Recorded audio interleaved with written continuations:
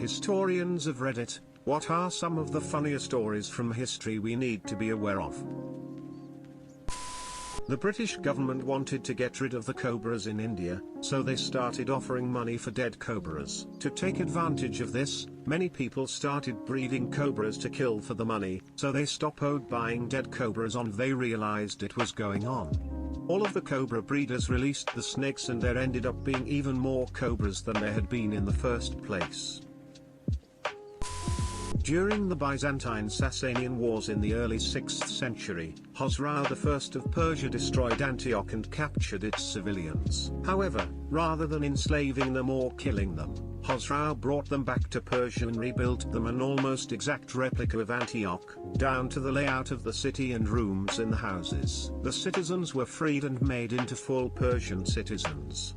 The city was named Antioch Khosrau, Khosrau's better Antioch. One of my favorite funny stories is that in 1977, Australian Formula One driver Alan Jones won the Austrian Grand Prix. No one expected him to win, so the organisers didn't have the Australian national anthem on hand to play at the ceremony after the race. Instead, some drunk rando started playing Happy Birthday on the trumpet. The race happened in August. Jones's birthday is in November. King Gustav III of Sweden was convinced that coffee was poisonous and dangerous to public health. He levied heavy taxes on coffee and even passed a royal edict banning it. However, its consumption became ever more popular. Determined to prove its danger, he ordered an experiment carried out. 2 identical twins had their death sentences commuted to life imprisonment, on the condition one drank 3 pots of coffee a day, and the other 3 pots of tea. Physicians would monitor the effects and report their eventual demise to the king. Both of these physicians died of natural causes before this happened, however. Even King Gustav was assassinated in 1792 before either of the twins had met their end. Eventually the tea drinker was the first to die, at 83 years of age. His brother's age is not known. The story of William Walker. William Walker was child prodigy. By the age of 16 he graduated college. Soon after he became a semi-successful lawyer. Everything was looking awesome for him. However, Walker had a crazy dream. He wanted to be a leader of his own nation. So one day him and 40 of his friends invaded Baja, Mexico and took over its capital, declaring it its own nation. It took a few months, but eventually the Mexican army chased him off. So Walker came back to America, but not for long. He got some rich people to back him up and invaded Nicaragua with 80 men. He took its capital and, since it was going through a civil war at the time, managed to take and hold the country for about a year. During that year he did a whole bunch of crazy shit like legalizing slavery in the attempt to align himself with the Confederate States of America. Luckily the neighboring nations realized he was batshit and invaded, chasing him off. However, this did not deter him. He once again got an army together and invaded Honduras. However, this was a huge failure and he was caught almost instantly. By this time everyone was tired of his shit, so he was executed. At one point there were 3 popes and they all excommunicated each other. George Bush Sr. vomited in Prime Minister of Japan, Kiichi Miyazawa's lap. King Charles VI of France was prone to delusions, and at one point believed he was made of glass. He had his clothes specially reinforced so that he wouldn't break.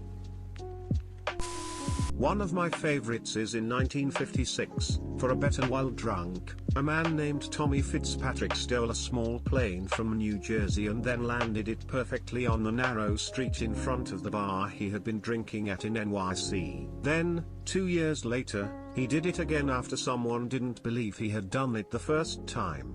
Here is an article about it.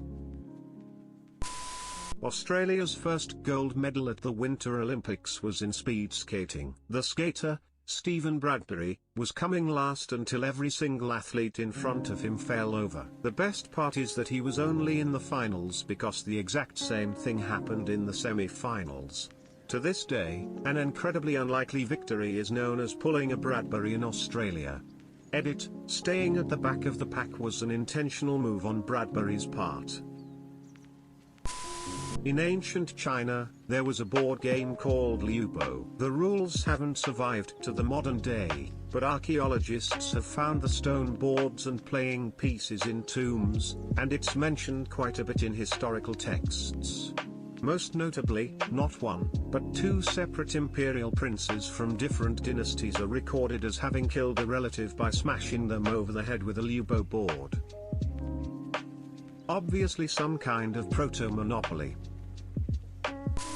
Charles XII of Sweden was a proper party king in his youth. At one of his many parties he got a bear so drunk it fell out of a castle window and died. Edit, he's also reported to have run amok in the city together with his pal the Duke of Holstein, stealing wigs and hats from people and breaking windows while drunk. Imagine a bratty drunk teen full of mischief and who also happens to be the absolute ruler of the country and therefore held above law. That's Charles XII as a teenager. Abraham Lincoln had a dry sense of humor. He once answered a question about whether his legs were too long by saying, "I have not given the matter much consideration, but on first blush I should judge they ought to be long enough to reach from his body to the ground." Regarding General McClellan, who was skilled at training soldiers but reluctant to send them into combat, Lincoln quipped, "If General McClellan doesn't want to use his army, I'd like to borrow it." Then this last one is disputed, yet was reported in reputable newspapers in 1863 when a congressional delegation complained that General Grant drank too much whiskey.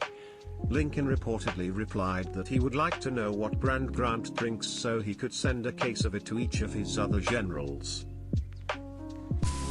Supposedly at some point Liechtenstein went to war with 80 men, but returned home with 81. Edit, also one of my favorites is the War of the Oaken Bucket. Two Italian city-states went to war over a stolen bucket from a well. In 1892, the Princess of Liechtenstein got so pissed at a countess criticizing her flower choices at a party, that she challenged her to a topless, all-female sword duel. "Girl, your flowers suck, what you say to me, bitch? I said your flower arrangements suck. Baroness, get me my sword, I'm gonna cut this bitch." Once Julius Caesar was kidnapped by pirates, who demanded a ransom of 20 talents. He laughed and told them that they did not know who they had captured, and suggested 50 talents as much more suitable sum. While he was a hostage, he acted like their commander rather than their prisoner. He would tell them to stop talking when he wanted to sleep, and read them his own poetry, calling them illiterate idiots when they weren't impressed enough. Once he was freed, he had all the pirates captured and crucified. Edit, since somebody asked for proof, here's an article from Encyclopedia Britannica. You forgot that he specifically told them he would crucify them and they laughed, thinking it was just a bit of banter and he wouldn't really do it. I'm a historian whose speciality is the American Revolutionary era. I think one of the more humorous things about this period is that almost every single founding father were worse at managing personal finances than the average American is today. Yes, it was that bad. Seriously, by 1790, they had all amassed a crazy amount of debt. A lot of it was on extreme extravagance, like Washington ordering marble from Italy for his new fireplace or ordering green wallpaper, the most expensive color in the 18th century, from Northern Europe. Many of them were simply drowning in debt and had no clear plans for getting themselves out of it. Crazy idea here, guys. Let's start our own nation and say we're debt-free. You know, Mr. Durden, you might be onto something there. And this explains the national debt. The gang manages fiscal policy. Stalin kept trying to assassinate Josip Broz Tito. Tito sent this letter to Stalin: "Stop sending people to kill me. We've already captured 5 of them, one of them with a bomb and another with a rifle. If you don't stop sending killers, I'll send a very fast-working one to Moscow and I certainly won't have to send another."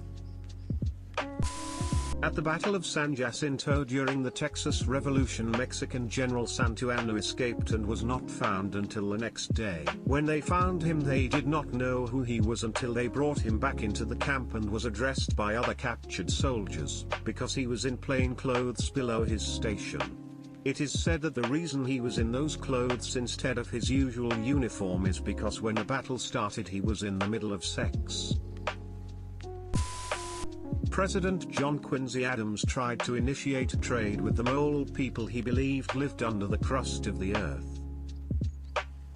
Successfully.